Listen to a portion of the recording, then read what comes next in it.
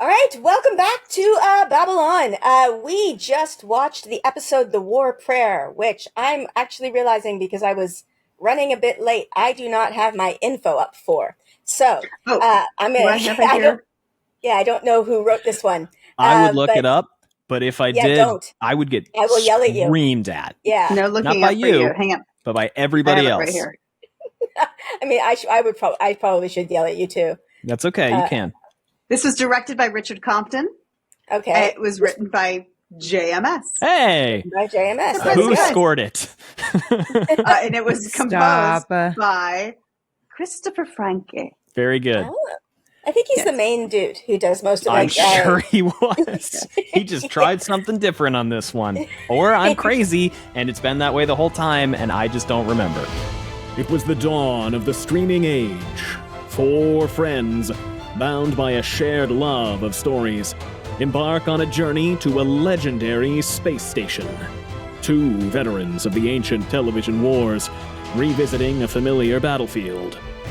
2 newcomers, eager to explore its mysteries and unravel its secrets. Their mission? To boldly go where many have gone before. This is the story of Babble On. The year is 2025. The place, wherever you get your podcasts.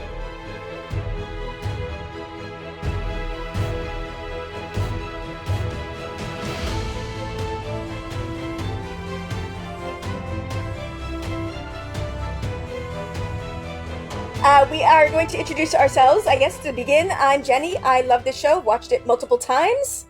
I'm Jen. I'm a screenwriter. I love the show. I love sci-fi. I love fantasy. And I watched it a long time ago, and I'm catching up as we go. I'm Gus. I'm an actor. I'm a big nerd. This is my first time watching Babylon 5. I'm Allie, and I'm a screenwriter and an actor, and this is my first time watching Babylon 5. And Petey the dog is right there, and his face is very close to the microphone, and he may start making mouth sounds into it. He might make his presence known. And Allie can't move because she screwed her neck up. Yeah, not really. I can't move much, but we're here, and we're on medication, and hopefully that will last long enough for us to finish this podcast. And we're here to talk about spacism. Spacism, yes. I keep forgetting that we should probably summarize the episode at the beginning for people who don't watch along with us. So yes, This was the episode with the spacist, the racist who comes to Babylon 5, who's like Ivanova's ex, and then, chaos ensues. Let's not make Babylon 5 political. Okay? Right. The show is not political at all. Not even a little bit. No, JMS did not take a stand on anything whatsoever. No. No. So, okay, I think just in general consensus, people enjoyed this episode? Great episode. Fantastic. Mm-hmm. Loved it. I'm a little hung up on the funny musical scoring for the first half of it, but I'm going to get over that. Are you? Very quickly. And I won't bring it up again. But I'm guessing there was an aspect of let's keep some things light when we're dealing with things that are very much not light. Probably. I mean, we had the love story was silly until it wasn't, until they got stabbed. We had almost every main cast in this episode. Yeah, the only one we didn't have was Talia. Yeah. Correct. You're right. Yeah. No, right. Well, we didn't have Talia, and I mean, I guess he's not really considered main cast. Yeah, I know who you're thinking, though. Is it Lanier? Is it your best friend, Lanier? Yes. They didn't have Lanier. Allie was here when Lanier showed up, and both me and Jen just got these slow grins building on her face when he showed up. We were just like, I watched the episode, and Gus goes, I guess Lanier is somebody we need to look out for. And I was like, really? And he goes, well, yeah, Jenn and Jenny were not subtle about it. Mostly, I'm just excited because I got heart eyes. We had little hearts jumping out of us, but it's because I love him from Lost in Space, where he's the little kid. Will Robinson, danger. Yeah. I'm excited to get to know him better. The only reason I remember his name right now is because of you two. He may never be back. He may never. That's true. But yeah, the only main cast we were missing were Lanier and I guess Kath. Kath, yeah. Lanier, Kath, Oh, Talia. yeah, I do like Kath. Yeah. And Talia. And Talia. Yeah. Okay. But we got mention of Lita, which I know that. Yes. Lita and Dr. Ben. Yes, and that, I don't know if you remember a few episodes ago, we might not have talked about this with you, Gus and Ali, but Jen and I think, talked about this in the Grey Council, so now you can know this. That conversation about the assassination plot from The Gathering was supposed to be in a previous episode. I can't remember which episode. Was it Parliament of Dreams? Oh. I think it was Parliament of Dreams, and it was one that was supposed to be a lot earlier. Yeah, and then it got moved bumped and moved. Oh, the Kosh? The Kosh thing? Scene got, yes. The whole conversation about Kosh and about like the stabbing, like Ben his poison, and Ben and Lita was from a different episode. So it's already been picked up and moved into this episode, but the episode it was supposed to be in was supposed to be much earlier. Oh. So that we actually had a conversation about, guess what, everybody? The cast looks completely different. Yeah. Yeah. Got it. Okay. So that was supposed to be the explanation. So it got moved to this episode because of pacing and whatever. Kind of funny to have it belated, but I didn't care. I liked it. I thought it was nice. Mm. Yeah, I don't mind it this far back too. It's kind of fun to have this callback this far in and be like, wait, you didn't forget about those people, and you're not just expecting us to like not discuss it. Pretend they didn't exist. Takashima, yes. Nobody gives a fuck about Takashima, apparently. Yeah, and that's another thing that I'm glad you are coming around on, Ivana, because that was another thing that Jen and I discussed in the Grey Council. Is I knew you were going to love Takashima, and I actually said to Jen, I'm just so worried it's going to mean it's going to take them a while to warm up to Ivanova. Ivanova's awesome. I liked her immediately. I just also missed Takashima. We talked about that in the Minute on the Firing Line. I was watching back our discussion, because for us that was like 4.5-5 months ago that we watched that. I know, right? And I was like, oh, good. We did say we liked Ivanova then. Yeah. Mm-hmm. Yes. Yeah. Absolutely. Yes. And she's dope. Like, she's just dope. I mean, there's no faster way to my heart than, a woman with a grudge who enacts that grudge against a toxic ex and stands up for the little guy. I love a woman who does those things. So to me, she checks every box. A woman who immediately dumps her racist ex. Immediately. Sign me up. Oh my God, I'm so on board. Sign me. No hesitation. Yeah. Instant. No. Let me hear his perspective. Maybe there was none of that. Just you don't know him like I know him. Absolutely not. Oh, he's a racist now. Fuck off. Yeah. And also that there was like only one moment of she was like, I had no idea. And they're like, it's been 8 years, people change. And then moving on. Like her harboring guilt, like I should have known or I should have seen it, which would have just been a weird, like actually 90s anti-feminist kind of rhetoric that is, like just wasn't there. I loved it. She's like, let's move on. Also, he's like trying to kill people, so let's not make that about you. You know what I mean? You do get to make it a little about you, but there are bigger victims than you at this moment. You know what I mean? Yeah. Oh, that's the dog. I just stuck my hand directly on the... Never mind. Dog's face was right there, and I thought it was a pillow, and I'm like sticking my fingers down past his eyes, and he's like, what are you doing? I'm sorry, Pete. Okay, that's the dog. You can't see it. You okay, honey? Yeah. I'll trust you on that. One of the things I wanted to comment on, just because you kept saying like they trusted him so immediately, and I am an avatar, so people watching won't know that I am not a white person, but I am very fair skinned, and it has happened to me a few times that I've been in a situation where people assume that I'm a fair skinned Black person, I should say. I should clarify that. I'm very, very fair skinned. I did. I just caught that. It's happened to me a couple of times where I've been in a situation where people assume that I'm white and say racist shit because they just assume that I'm one of them. And I could be wrong on this, but the few times it's happened, I feel like racists assume everybody thinks the same as them. Yeah. And so the second you think that, like you suggest that you are, they were like, oh yes, of course. Hell yeah, and of course. That makes you. Yeah.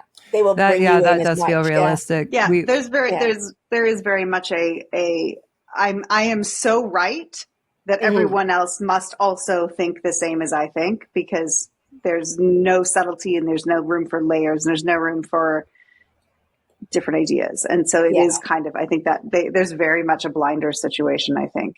Yeah. This also happens. This happens to me when I'm in rooms with just men a lot of the time, where they will be like, oh, let's say, just objectify the women that are walking by, and I'm like, what the fuck? I don't even know you guys. Almost exclusively with people I've never met or have just gotten to meet. They're just like, let me just test the waters. That happens to me too when people find I'm a lesbian. There's a certain type of guy who immediately is like, oh, you're a lesbian? Let's be really shitty about women together. I'm like, what the? Let's be a fucking creep. I'm also a woman. You're like me. Understand that I'm actually You're a also safe a woman. For my shitty sexism. You're a woman who must hate women. Clearly, you must hate women. Yeah, I think one of the strangest things is Gus and I, for those of you who can't see us, we are a blonde couple, which I learned via TikTok not that long ago creeps people out. So I didn't know until we got married that that's a creepy thing, but yeah, I understand, and I understand it.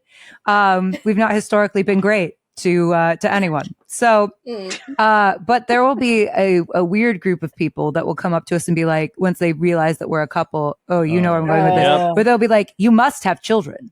You must have children. And we're like, why? I'm like, why? Do you want to explain to me why we have to have children? They're like, they'll be really like beautiful Aryan children. And then we're like, we're going to stop you Goodbye. Right there. Yeah. We don't like that word.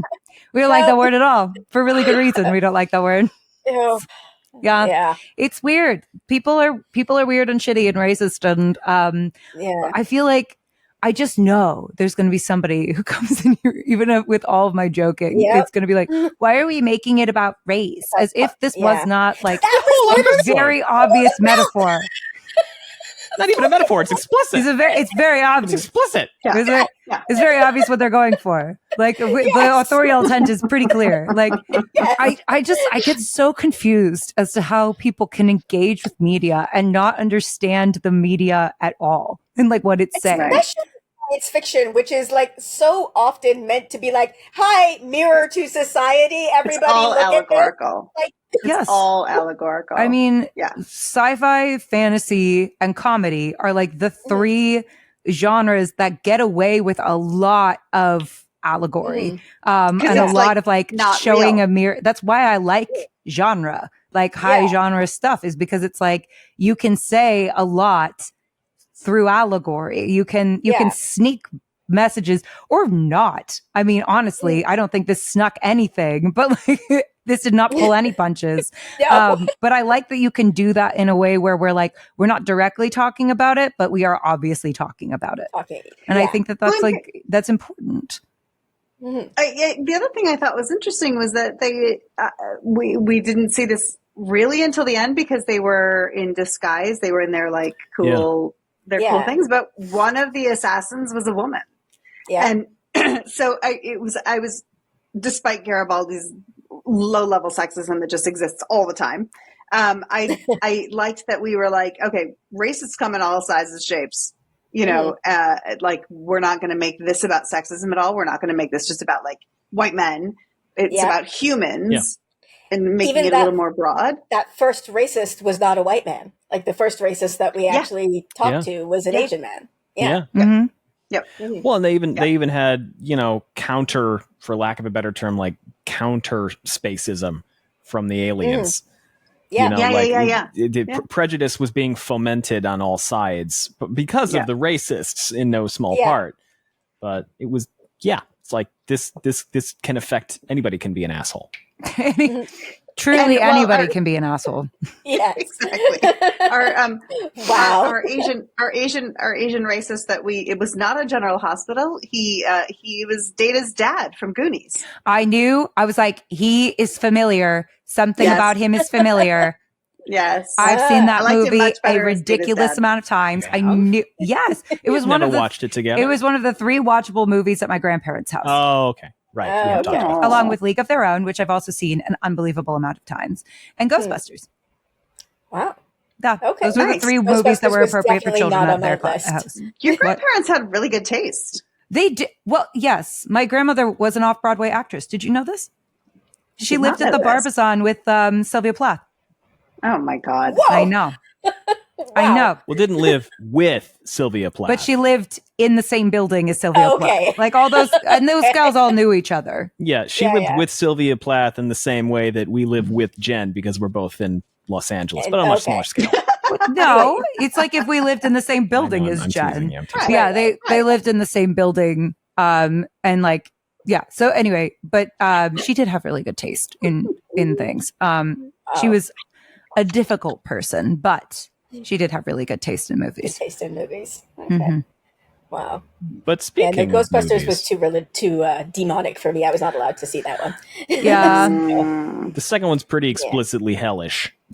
Yeah. I've seen them since, but like there's a whole like era of 80s movies that were just like people talk about it, like, oh yeah, no, there were devils and magic in that. My mother was like, nope, not even.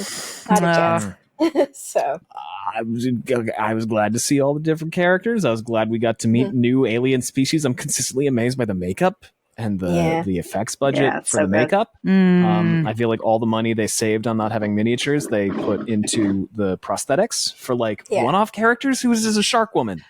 Which is awesome. Yeah. She's just and then she had like 3 friends in the background. Yeah. Very, very thorough, very detailed stuff. Yeah. And Delen's friend was like just as solid, like really great work. Yeah. I'm like, how long did they spend in that makeup chair? So long. How do you think the thematic parallels between the racism plot and the arranged marriage plot? Because we talk a lot about like, did the plots talk to each other? I'm just happy to be doing this with people who also are thinking like, because I was literally about to ask that, and then you asked the same question I was about to ask. I'm like, oh, good, nice. I mean, I think in on one level there was a nice connection between old ideas. Yeah. So this is the way we've always done it. This is the way it's always been. From isolationism to it used to be just humans. Why do we have to allow other races of aliens around? To this is the way we've always done it. This is tradition. This is how you deal with it. So whether or not it's arranged marriage and there is something specific with that, I think there's definitely something to the idea of traditions and old school, and this is how it's always been. That's where I was. Yeah, that's took the words right out of my mouth. Yeah, I agree with that. They were less in discussion with each other than some of the episodes have been, but a lot more than what was the one that we just couldn't parse. It wasn't Affection, was it? It was. I think it was Parliament of Dreams. Yeah, Parliament of Dreams was like the religion, and then I can't even remember what the other plot line is because I always forget. That's right, the assassination. Yes, because those episodes, those two plots do not feel like they live in the same episode. Even now, when I think about them, I'm like, oh right, the religion episode and the assassination episode. Well, we just talked about some of the Parliament of Dreams stuff getting picked up and taken out too. I wonder if some of the connective tissue was what got removed from that, like built into, and then like or adding more padding one of those other storylines a little more. Yeah, I was going to say that feels like a Frankenstein episode or 2 episodes that got Frankenstein together. And then they were kind of like, this is late stage, so it's too late to kind of like do too much more finagling. We'll just make it work. Yeah, that makes sense. We saw Kosh again. Yes. We haven't seen him since, I think, the Minute on the Firing Line. It's been a long time. When he was a Q-tip. When he was Q-tip. Yeah. Which one was Kosh? Kosh, the Vorlon. And he was scrolling through his TikTok feed of everything that ever happened on Earth really fast, and that's all he did. It's efficient. It's efficient. What is that? It's efficient.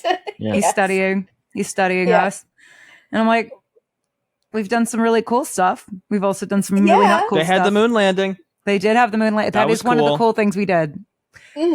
Depends on who you ask, but it is one of the cool things that we do. I do like that Sinclair went to Kosh and he was like, there's a bunch of space racists. And Kosh was like, that sucks. That was it. I'm like, what? Go ahead. I was going to say, at least in my Discord, I think they're doing it in your Discord too, but when they quote Kosh, they put like the sparkly emoji, Kosh noises, sparkly emoji, and then they'll say what he says, and I just love it. It's like, because that's what, every time he speaks, there's just this moment of sound, like design, and then he talks. I had a crazy thought last episode after we were watching it, because Kosh he skittered into the suit really fast, as upset Allie very much. That continues to upset me, and I don't trust him still. When he was behind the screen, it looked like he was a being of energy. So what if the Vorlons are like telepathically ascended creatures, the same way that Jason Ironhand alias Daniel was? Jason Ironheart. Oh, yeah. Fuck. Jason Ironheart, alias Daniel. Ironhand is from Baldur's Gate. I hope we never get it right. I hope we never get his name right. Every character whose name I don't know is going to be Daniel from now on, by the way. Right, that works. That works. Just so you know. Okay, so if he's like an ascended space baby, is what you're asking? Maybe. I'm not asking. I was just entertaining the possibility because I was like, there's something going on with the Vorlons. I'm just not sure what. That would make sense to me because I feel like, I don't know, there is something special about them. They seem to not really need like a body, right? He's got the suit, but like the speed, and maybe this is just an episode 1, season 1 thing. Maybe this is going to go away because he was poisoned. But like the speed with which he was able to skitter into the suit, and the fact that when Dr. Ben looked at him, he was just like a ball of light, and also the fact that the in-world justification for why Ben and Ben and Lita are gone is that they saw a Vorlon. And also when we know that Earth Force is doing a lot of research on like weapons development and specifically telepathic weapons development from the last episode, and then seeing Jason Ironheart alias Daniel turn into a space baby, I was like, and with I'm seeing your murder board. I'm seeing all the red lines on your murder board happening right now. I'm doing the Charlie Kelly Pepe Sylvia thing. I know that, but that's what this is for, right? That's why we're here. Those are very interesting thoughts that I can say nothing about. I hate being on this side. Being on this side sucks. Like, here's my crazy ideas of all this stuff, and you could be nothing, as you should. Yeah, I know. That's the thing. Now you have some lived empathy for what I've been dealing with for 5 years. Exactly. And I was going to say too that I liked that Kosh was learning about Earth and Earth's history, because we were dealing with this humans being Earth-centric, Earth first, and against other, it was like reliving our history in the future in, how horrible we are all the time. So that was interesting. I think that, C-plot, if you will, was still relevant and related. Absolutely. Although I loved Kosh just like basically ignoring him. Yeah. That was really funny to me. For being an ambassador, he sure doesn't do much diplomacy. No. Well, maybe he's waiting to start his diplomacy until after he has deep dived into human beings as a species. Then he's going to do the Centauri. Which I'm like, that's a pretty bummer binge, I gotta be honest. Yeah. And I don't even know what happened the next 500 years. Also 200. 200. Yeah. Something. I'm not here to get anything right. We also have good TV as humans, though. He watched Babble On 5 and he was like, shit. Yeah. That's full circle. That's full circle right there. Yeah, I mean, this seems like it'd be a largely a bummer binge. I don't know. Probably. I mean, we've got some good. There's a lot of cool stuff. I've been reading about Japanese history. Well, it's actually a lot of bummers. There's a lot of bummer stuff in there. But they also got there's also a lot of cool stuff. There's some cool stuff. There's a lot of cool stuff. There's also a song about Laura Dern being a gay icon. Gay icon Laura Dern? That meant so much to her, you could tell. Yes. I'm so happy for her. I've never been so happy for someone else in my life. I know. Someone I've never met and will never ever meet in my life. There's the actual Cannibal Shia LaBeouf video. That's funny. That's fun. If you haven't watched that, you should watch that. Jen is like, what the There's fuck? all the Criterion collection. There's the whole. Yeah. There's Seven Samurai. Well, that's kind of a bummer. There's bookstores, libraries. There's The Wheel of Time by Robert Jordan. Completed by Brandon Sanderson. A lot of art. Art's kind of the coolest thing we do. Baldur's Gate 3. But art is also the cutest thing we do. Like acting. It's just like, let's go up there and play pretend in front of everyone. And like the ones who play pretend the best are our 33. Best pretenders. Like it's the cutest thing. It's the cutest thing we do. Play pretend. I want to watch them play pretend really good. And then and achieve catharsis through them playing pretend. I also I also love the idea of writing. It's just like you take a piece of paper and you hallucinate at it wildly, and you hope that the people who take it and hallucinate what you've written hallucinate it right. Yeah. I just love that. I just think that's really cute. It's a great process. It's a really I just think we're really cute as a species sometimes. Sorry. We're just really cute. We are adorable. Bringing it back, I want to ask, like we've talked a lot about the racism plot, because obviously that is the main plot, and it's hitting way too hard at the moment. But distressingly relevant in 2025. The assassination stuff was like also distressing. There have been a few times in the Wheel of Time in our other podcast where we have Gus is done wearing the stuff shirt like right now. Yeah, there you go. Have done stuff immediately after something happens in the real world, unlike something in the book will reflect that, or vice versa, where we'll read something and then weirdly it happens in real life in some way. Like the Tower coup and January 6th happened within a week of each other. Incidentally, because this will be uploaded. I shouldn't say that, so maybe we should bleep that if we can. But yeah, you should cut it. Probably, incidentally, since this will be uploaded in several weeks, we're recording this on June 17th. Yeah, so that's the context we're talking about. That also, that also. Yeah. So it's just like it's a lot, and it's interesting that this seems to be happening here as well. Like we're really good at consuming media that seems to reflect our reality. And unfortunately, we live in a place and time where our media creators are some of our best prophets, and it's we write the thing that we think is so ridiculous. It's fiction, and it's got a little bit of a kernel in reality, but this is way too far. This is way too much, but it's not. I mean, The Simpsons keeps predicting stuff. Scrubs predicted something too at one point. Like the janitor predicted where Bin Laden was hiding. But Jenny, this is not supposed to be prophecy. It was meant to be a warning. I think is what was supposed to be. Yes, for sure. But Jenny, you brought this up so we could talk about the other plot. Yes, the other plot. I want to talk about the arranged marriage plot with the two Centauri and like Londo's "my shoes are too tight" and all of that. Like, what are your thoughts on that? That was beautiful. Gorgeous little speech. Yeah. Really lovely little metaphor, little speech. I continue to love Londo because he's a funny clown, and then he also is poignant at times. When he's not hammered falling over on the table. Jen, I feel like that's one of those moments as a writer that we talk about sometimes where you're like, you write it and then you're like, I'm going to flip the table over because I'm so good. You know what I mean? And then like the next day you can't even write a sentence and you're like, all right, well, there's the confidence. It went away. But I feel like, because at first we were kind of giggling about it, right? Yeah. Because it seemed very like a non sequitur. Out of nowhere. Yeah. But that's what was so great about it was like, on multiple levels, because it was like the thing your grandparent says that you're like, oh my God, what are you saying? What are you talking about? The way you first have reaction to your grandparent saying something ridiculous, and then, but it was also like it was so sweet because I knew where it was. We knew it was going to go somewhere great, but it was such a funny, silly idea to get us there. Of like, well, how is this going to pay off? What does this mean? What does this mean? Where are we going to go? It's great. And I find myself wondering if, like, when Londo first heard his grandfather say it, if he reacted the same way Veer did, of just like, what does that mean? And it's only hitting him now what that means. Yeah. Right. There's those moments in life where like someone says something to you and you don't understand it until you understand it.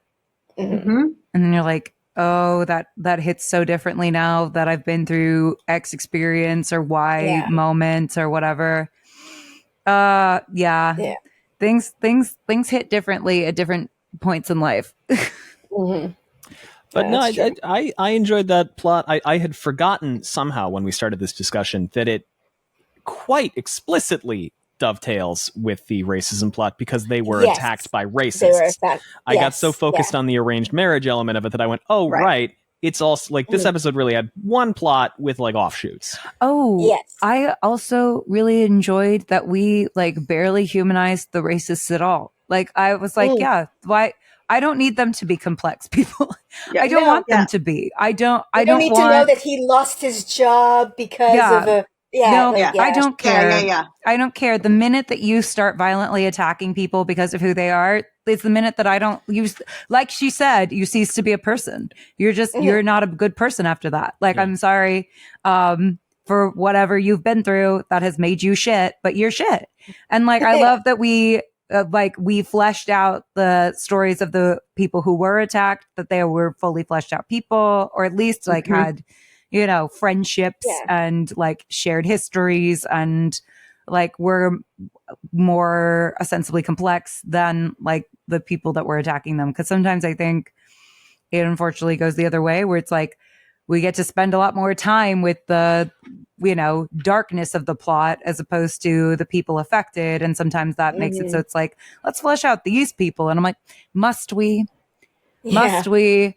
I don't think that we need to give them like a life story that justifies anything. Like, because no, after a certain point, like it can be an explanation, but it's not an excuse. Yeah. And to ping pong off of that, we kind of got like a hint of that because Sinclair talked a little bit about his fake racism backstory, and like they invented some fake racism backstories, all of which kind of serve the purpose to say, yeah, it doesn't really, at the end of the day, it doesn't matter how you arrived at the point of kill the aliens. You're still motivated by kill the aliens. So I don't really give a shit like what led you here. It was it's a good episode, man. You're garbage. This Straczynski guy's got promise, I think. He does. The other thing I just want to talk about a little bit, the title of the episode is The War Prayer, which Jen and I talked about this last week a little bit with the titles of the episode sometimes don't really help us remember what the episode is about. And when I saw the title of this episode, I couldn't remember what it was about.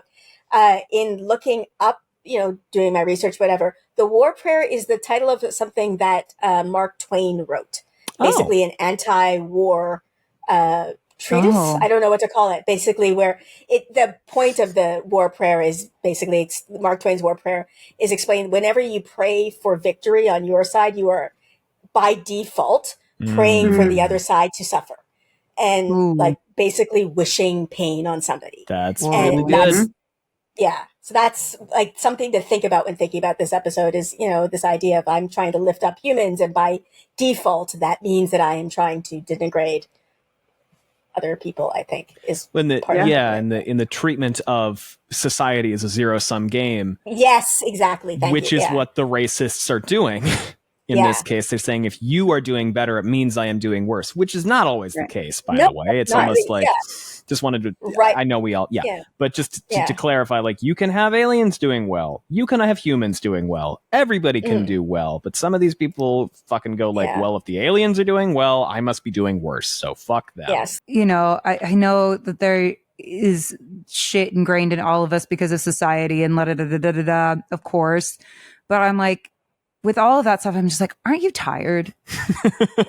It seems like a lot of like other than it being morally and ethically so wrong, it's like that is so much energy to put toward people who are not in your immediate circle. And I'm just like, you have precious moments in this life and you decide to use it, I don't know, like protesting outside of an abortion clinic. Like what a waste of your time and your life. I don't know. You're just spending your time harassing people, being an asshole, being antagonistic toward people who are just doing their best, right? And going about their fucking day. And it's like, you're just like, you know what I'm going to do with my precious breaths and heartbeats is I'm going to make someone else's day shittier. Yeah. What a cool way to live. I'm sure that your mother birthed you into this world hoping that's what you would do with your life. You know what I mean? We talked about this a bit previously. Jesus. I think I cut it, but we talked a lot about how like racism ages you. Like looking at Stephen Miller, I think it makes you age like milk. Yes. Yeah. Stephen Miller is like, how old is he? Like 30? The man looks like he's their faces are melting off their bodies. I swear to God, you look at them and it looks like they're wearing a mask of their own face. Yes. All right. And that's, you know what? And we can, and listen, age comes for us all, right? I'm not saying that we can't the age, God forbid, but like there's a specific kind of spoiled milk quality that I yes. like. Yes. Well, I like what you said about their faces melting off. It goes back to the Nazis and Raiders of the Lost Ark. Great movie. Their eyes also look wrong. You know what I mean? It's so wide eye. Like, it's so wide. You're like, whoa. And Sinclair adopted that very well. He did? Oh my God. Watching him turn into a racist. He did a great job. I can talk like a racist. And I got the whole thing. It's like, holy shit. What's that actor's name? Michael O'Hare. Which actor? Yeah. I was like, this is a man with an uncle at Thanksgiving. This is a man who has had to sit through an awkward Thanksgiving. I see it. He's like, I know what this is. I know how to be this man. The good episode, though. Really good. Really good. Yeah. Really what I was looking for from this show. Like, the first handful also gave me that. I've enjoyed every episode, but some of the episodes in the middle kind of chunk of what we watched were a little more Monster of the Week. That's fine. I don't mind. I don't care. They're still fun. They're still good. But in terms of like, let's talk about shit and let's carry shit forward and let's call back to shit and let's keep things going and let's be serious. I was like, this is good. This is the show that I wanted to watch, and this is the show that I'm glad I'm here for. And it's like really playing into the thesis of the show, which is like, how do we take these disparate groups of cultures and species and have them live together when we know that inevitably there are some shitty people in the world. And what the fuck is up with Kosh? That's the other question that the show is asking us. You think so? No, it could be. I'm kind of with you on that one. He's been making some random appearances, and I'm interested as to where we're going with him. Yeah. I also, we haven't yet addressed, and this is the last thing I'll say, we haven't yet addressed the marriage that may be. That'll come up, I hope. The Sinclair Delenn marriage. The kids that they sent away. That these two taste of it. The eating the fruit, tomato. Looking just while locking eyes. Oh, I'm also wondering if Londo's relationship with what's her face was directly leading to some of his actions in this episode. Oh, with Adira? Adira? Mm-hmm. Oh, I can see that. Because he had like a whole lesson about love during that. Yeah. And now he's like paying it forward, it seems. And how his 3 wives were never his choice. Yeah. Yeah, which she was, and then he let her go because she had to go. He's a romantic. He's dressed like Space Napoleon from Russia. Come on. You don't wax poetic and you don't do that shit if you're not a romantic. Come on. Come on. You guys are giving. You have given the stone face I'm getting. This is great. I love this. The other thing, Jen's not even looking at the camera. She keeps looking away like, oh wow, I don't know. I'm like, I don't want to hear it. From a Did I say Delenn? I meant Londo. From a world development thing, I also am like, can we have like races that where there's multiple husbands or polyamory or whatever, because it feels like it's always polygamy, and I'm always like, it always feels a little wish fulfillment-y, a little male gaze, a little bit awkward for me. Yeah. Just a smidge. He does not seem to be enjoying the polygamy that he is a part of, I will say. No, so I gave it a pass, a small pass. But I was a little like, oh. Always. Though maybe there's multiple husbands. Maybe that's a thing. Maybe I don't know the full story yet. So we'll figure that out as we continue to babble on. Is there anything else you wanted to talk to us about this before we get the fuck out? I can't think of anything else that I wanted to bring up. Nope. Okay. No, nothing else. Have fun in the council. In the council meeting. I'll just slide out of frame. Okay. Don't make Allie go mess up your back. Just for say Allie's back. No. That was a mistake. Okay, bye. I got too much confidence. Bye. Bye. Ah, my friends! You have reached the most dangerous part of our journey, the Grey Council.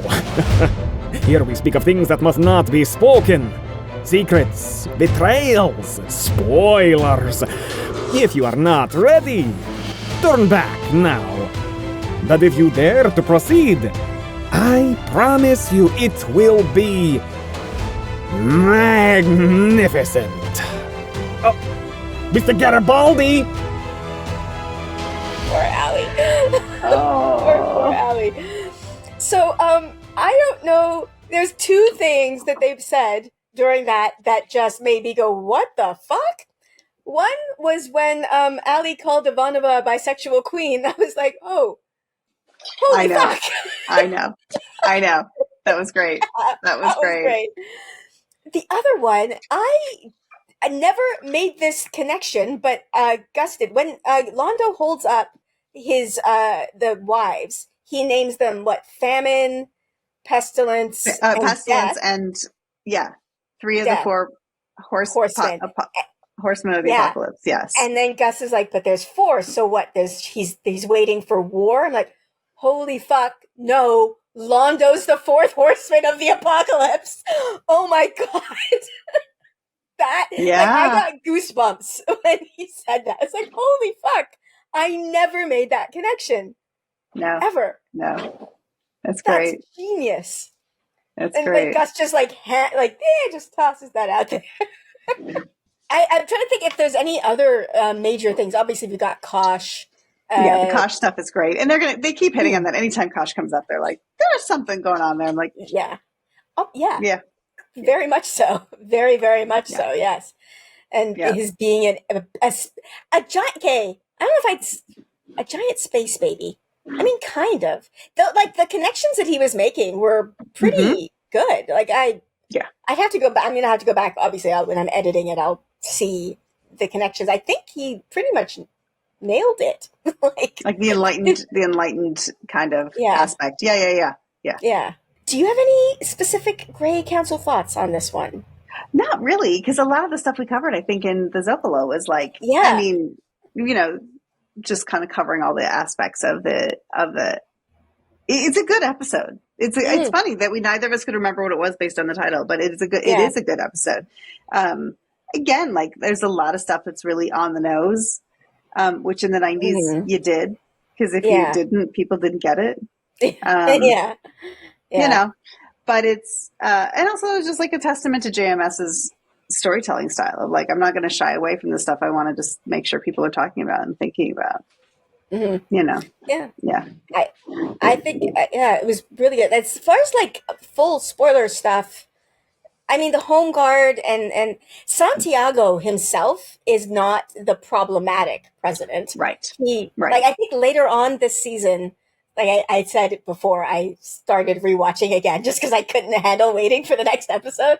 So later on this season, we see Santiago trying to be a bit more moderate and open the world up to aliens. And then I guess that's when Clark decides, nope, I'm gonna take him out. But they keep thinking Santiago's the problem, and I think that will become apparent at some point soon. And they're basing that just on that one conversation from the from the second episode. So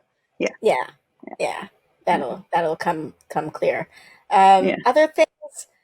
The other thing, the marriage. Yeah, no, that's going to go nowhere. Literally nowhere. It'll never come up again because I know. It's the biggest red herring of all. I know. What happens with Michael O'Hare, which again, very, very tragic. Yeah. There was somebody in the comments who's very angry at me for not clarifying what happened with Michael O'Hare. I saw that. I can't tell them yet, but for people who are watching this now, he left due to his own mental health issues that he was struggling with. And I do think that there's they are right on in terms of the story, because had he not left the show, that would have happened with his character. But that's not something we can really get into with him yet. No, obviously not. So, but they're picking up what JMS was laying down, and then JMS was like, "I had just to stay on the ground." It's just a fun thing that happened in that episode for no reason at all. The other thing, let's see. Oh, Londo being poignant. I'm glad that they're seeing that in him, because obviously, he becomes a very tragic character. And in moments like that, when he's giving that speech, I am amazed at his acting ability. He just turns on a dime, and suddenly you're sucked into that. He and Andrea Katsoulis, who's Shakar, they're both able to do that, where they're over the top and bigger and larger than life, and then suddenly they become small and intimate, and you find yourself leading forward because you want to. Yeah. They're both amazing. So they're great. They're great. Yeah. I miss it when they're not in an episode. Yes. Yeah. Because they give us sort of, I feel like, the full gamut. Mm-hmm. Yeah. Yeah. Yeah. I don't know that there's any like other things I want to talk about for large story. No. It was a very good episode. Just talking about the unrest that's happening, but that's like not anything secret. Like the show is laying that out. That's not secret Grey Council stuff. So yeah. Oh. Well, all right then. Yeah. So be a brief one. We're not babbling on too long. Not babbling on too long this time. Yeah. Just wait. All right. Just wait till the next one. Yes. Yes. Well, thank you so much for joining us. You can check out our reaction. You can also, you got to plug these at the beginning. We also have our Patreon now where we have full unedited versions of our reactions and early access and stuff like that, which is linked in the description below. And join us next week when we watch the next episode, which I'm not as prepared this week as I normally am, where I usually have it up, and I do not. And I'm looking there too. And The Sky Full of Stars.